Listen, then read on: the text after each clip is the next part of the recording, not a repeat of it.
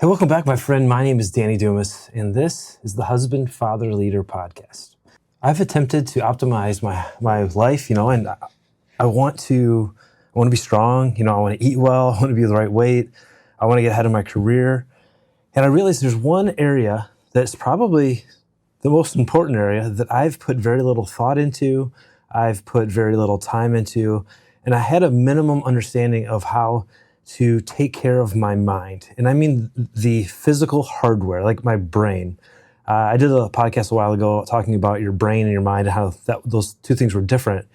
And this led me down the path of really optimizing the hardware that is my brain. As a 46-year-old, I realized that there were things that I could do in the past mentally that were becoming challenging. For instance, I've always considered myself good at navigating. Give me a map, I can look at it and understand where I need to go. I remember I was doing an adventure race with a friend, and when you hold the map, you usually hold north going up, and we needed to go south. And we were navigating to each checkpoint, and we were taking turns. My friend would do it, and then I would do it. Actually, I did several of them, and he said, "Let me try." He held the map, he set the map on the ground, and then he walked around to the other side of the map so that he could get his orientation right. And I've never had to do that. I could just flip it in my brain and know that if I was actually going down on the map, when I went left, that would be going right, if that makes sense. But I realize now, looking at maps, I can't do that as easily. I also realized that there were people's names that I was forgetting. Now, this is not any close friends or people I've known for a long time, but someone who maybe I haven't seen in 2 or 3 years, their name wouldn't instantly come to me like they had in the past. And so it's really sparked my curiosity on what I can do to maintain and if possible even improve my mental capacity to learn, to remember. And that took me to the book called The Stimulated Mind by Dr. Tommy Woods. And this is going to be a review. It's a really long, really in-depth book. It's really good. This is going to be just a brief review of the main topics that he covers to hopefully help you become the husband, the father, and leader that you are desiring to be. I think our brains are the hardware that runs all the other stuff, our emotional intelligence, our interactions with people, our ability to control ourselves, self-discipline. It all comes from the brain. Number one, you have to understand that our brains work on a demand system, meaning if we demand that they function, they will supply us with the metabolic resources, the energy, the capabilities. Basically, if you don't use it, you lose it. And what I found as I've gotten further along into my career, there was things that were very complicated. I figured them out. I have a system. I have a way of doing it, and I can show up to work or show up to an event in my life, and it's not hard anymore. It used to be super hard, extremely hard. I think about like medical calls. A CPR, we called it a mega code. There was all these things you had to do, this drug, then that drug, and if you do this, and now it's just automatic. It just happens. I don't think. And there's so many things like that because I've been around for 46 years. I've figured this out. And because I'm not using my brain actively figuring things out, complex problems, I think my brain has, for lack of a better word, I've started to lose it.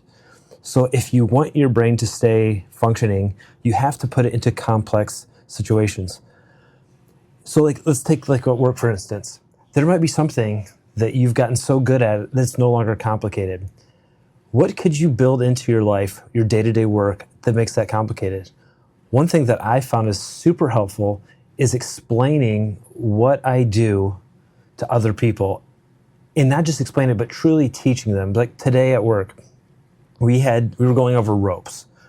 We had a rope rescue. Someone fell into a river, and we had to hoist them out.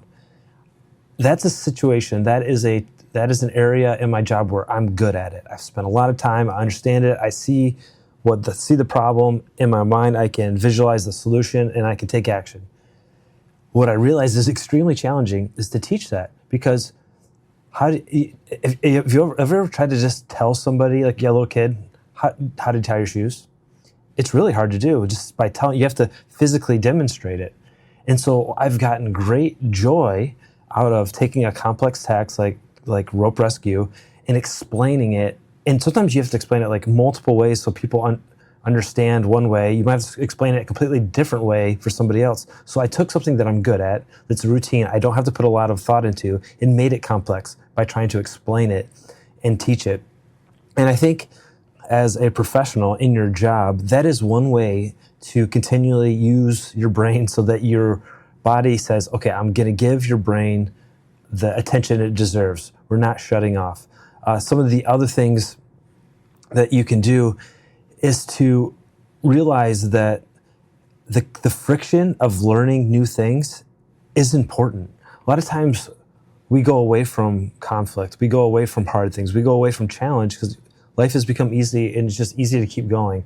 And I'm telling you, and the book tells you that because we have this demand supply model, you need to challenge your brain. So step one is do complex things. If you have a routine where you drive to work the same way, drive a different way.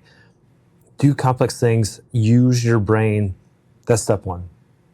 Step two is add novelty to your life. You know, we spend a lot of time scrolling through news feeds, Facebook, Instagram, TikTok. We're not making any decisions. We're just getting stimulated, right? Over and over and over. But true demands that are put on your brain come from active problem solving, developing new skills or abilities in the physical side and in the mental. There is a big crossover from physical skills and mental skills. You can't just say, okay, I'm going to do crossword puzzles. You have to also say, I need to learn how to juggle. You know, that is a physical skill that involves coordination with your mind, and make it part of your fitness routine. Recently, I bought 3 tennis balls. They were in the tube of tennis balls, and I started juggling again. I watched a guy he was lifting weights, but he was also boxing. He was also dancing around, and he was juggling. And I thought, man, I used to juggle when I was a little kid.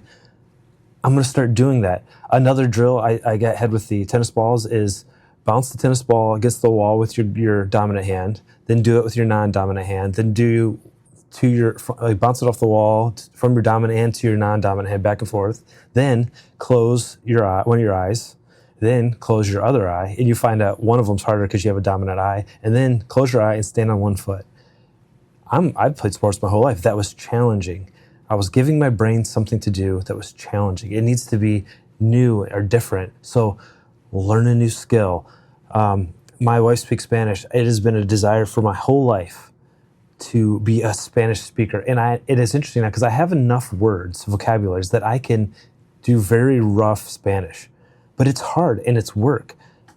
And I'm going to be determined and disciplined to do the work, to put in the effort, to challenge my mind. Because it is very sad to see somebody who has lived their whole life, has a bank account that will take them to their 150, and they lose their cognitive ability. And that's one of the other things that Dr. Woods was talking about, is building in neurological buffer, building in headspace. Because as you get older, there is some decline. So the goal is to build that headspace into your life so that as the decline comes, you don't get to the point where you're in a deficit. So you have to start now. You can't say, when I retire, I'm really going to hit this because I don't want to have dementia. Start now. If you're in your 20s, you're listening to me, every year, come up with a new skill that you can learn, and maybe don't master it, but get really good at it. You could become better than most people in the world. And in 20 years, you've kept your cognitive, load high, and you got all these skills. I think it's a really good daily practice. And I think when you're thinking of this, it should be, it's a practice, something I'm going to do consistently. Instead of scrolling all day long, I'm going to challenge myself by doing a Sudoku, and then I'm going to get on Duolingo and learn a little bit of Spanish. And it is important that when you're doing this, that it's stressful. And I use the word stressful, not necessarily anxiety producing stress, but that it comes to a point where you could fail. And that's how you know you're doing something that's hard enough. Is like when I try to speak Spanish and I fail to conjugate the verb correctly, and I'm speaking in the present instead of the past, I failed. That means it was hard enough. When I'm doing ropes, like, I'm not going to get cognitively stimulated by setting up a 5-to-1 mechanical advantage, because I know exactly how it works. I know how all the parts work. But maybe I take that and I add something very complex where there's a change of direction and angles, that's what I think I'm going to be doing. And I want that for you because I want your brain to be good for a long time so you can listen to this podcast more. I think you can roll this into being a father and maybe even to being a husband. Actively go out with your kids and think, what can we do that's complex? Come up with a game that you've never made and make it up on the spot. Tell your kids a story that you're making up off the top of your head. With characters. And maybe this is a story you start one night and go for a month, and every night you add a little bit to it. There's a movie called Lady in the Lake by M. Night Shyamalan. That was a story he told to his kids over the course of a couple months that he turned into a movie. It was crazy about a wolf that came out of a pool and a guy that only worked out one arm. It was just wild. What could you do that's complex? It's stressful in the sense that it's pushing you further than you're comfortable. It's different. It's novel. And that can help you build that cognitive reserve, that buffer, that headroom, as they call it, so that when you do have the inevitable cognitive decline, you just get to the normal level.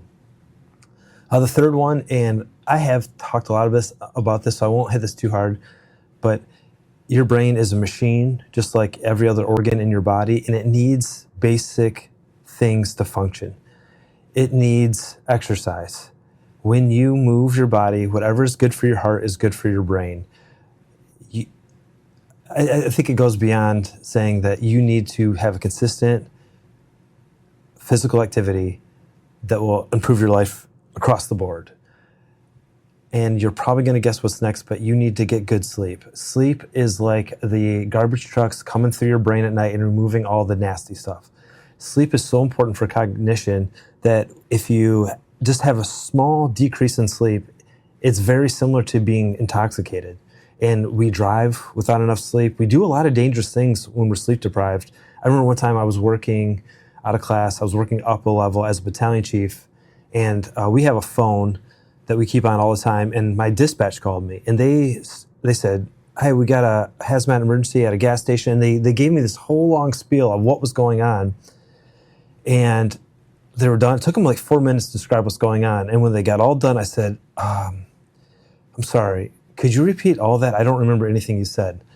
It was because the junk that was in my brain, it took a second for my brain to physically get rid of the chemicals that were causing me to fall asleep so that I could understand and learn and process what they were telling me. And that's a very small window into what happens when you have years or months or even weeks of sleep deprivation. Your brain just doesn't work right. It needs sleep to think better. It needs sleep to get rid of some of the metabolic waste that generates when you're making energy. You can't get around it. You need good sleep in a dark room that's cold and that's consistent. So get good sleep. You also need some metabolic things. You need to have stable blood sugar levels. When your blood sugar is constantly spiking because you're eating garbage, that messes with your brain. When you have high blood pressure, that physically messes with your brain. Your skull is a closed system, and as your blood pressure goes up, things expand and it pushes on different parts of the physical organ of your brain. You need stable blood pressure. Again, if you ever worried about your heart health, your brain health goes hand in hand. What's good for your heart is good for your brain. I think it's really important. I think we could break this down into 3 things that you can do on a daily basis. And this is what I'm going to attempt to do. I'm currently doing kettlebell swings. I'm doing 100 kettlebell swings, and I'm doing 10 Turkish get-ups. That is my physical practice, and I'm trying to do it every day. I'm not totally successful on the every day, but I'm trying to. I'm also trying to sit into a squat. I'm adding a minute every day. I'm up to, I think, 9 minutes I'll do today. It's important. And I've been doing this for a little while, and I'm using Sudoku. It's a numbers game. And I'm using the expert level, which is hard. There's not as many numbers. And I'm trying to do one of those games every day. And sometimes I fail, and that's how I know I'm at the right level. I like Sudoku, and I'm good at it at the medium level. I'm okay at the hard level. But the expert, when there's only a few numbers to start with, is very challenging. I fail consistently, and that's important. I have definitely done a better job of improving my sleep, and that has helped the brain fog that I was experiencing. Something else, and growing up in the 80s, this is not something that I think is cool or that I did when I was younger, but when you're doing things that you could hurt yourself, hit your head, wearing a helmet, you can sleep all the time in the world, you can do all the crossword puzzles in the world, but whacking your head on the ground really hard is not good for it. So wear a helmet, be a good example for your kids when you're riding a bike, throw that helmet on. Those are the things that I'm going to try to do. I'm going to make this part of my routine. I'm going to have a healthy brain. I'm determined. Now, can you have Alzheimer's even though you have done all these things? Yes. Can you get dementia? Yes. Some of this is genetic. And I think some people use genetics, like they'll say like, oh, my grandma, she smoked a pack of cigarettes a day and had brandy for breakfast. And she lived to be 95. So some things don't, whatever. And they use that as an excuse to smoke and to drink excessively. But the reality is your grandma probably would have lived to be 110 because we know smoking is not healthy. You know, you could say I know someone, they never scrolled on their phone. They got plenty of sleep and they got dementia in their 80s or whatever. They had huge cognitive decline. I would say they probably would have had that in their 70s if they hadn't done that.